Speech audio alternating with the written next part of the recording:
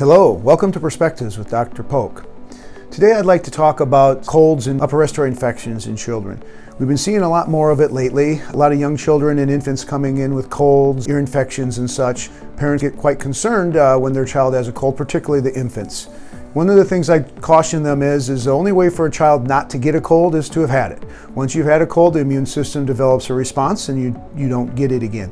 So for our infants, they haven't been around long enough to have an opportunity to get a cold, so they're going to catch colds when they're exposed to them by their siblings, kids at daycare, and being out in the public.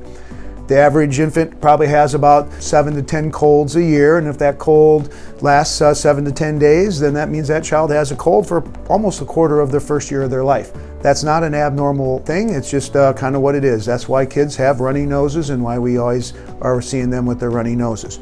Toddlers and younger children tend to have the same thing, but maybe not quite as frequently as the infants do. All of these colds are viral infections. Viral infections do not respond to antibiotics. They only respond to the child's immune system finally clearing the disease. So there's really not much we can do to shorten the course of their viral illness. We can only treat the symptoms that have come along.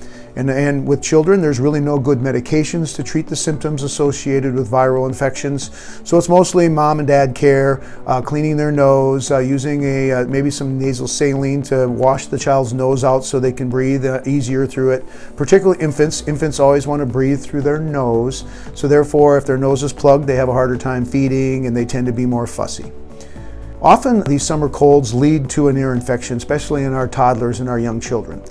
Most ear infections are viral in nature and antibiotics won't help. If the child has systemic symptoms from their infection, such as malaise, fever, poor feeding, then antibiotics are warranted. But most of the time, these ear infections are viral, and allowing the course to continue on its own, the child will get better on their own. We do have to be careful with overuse of antibiotics. There's a lot of data out there that shows in the past we use antibiotics too frequently. There's a number of concerns with that. One is we create antibiotic resistance, so when the child does indeed have a bacterial infection, those bacteria have seen the antibiotic before and they don't respond. There's also some data that overuse of antibiotics in children changes their gut flora and can lead to obesity. When your doctor says your child doesn't need antibiotics, they don't. So please just understand that antibiotics do not treat viral infections, and therefore giving your child antibiotics when they're not necessary is actually harmful to your child. This has been Perspectives with Dr. Poock. Thank you.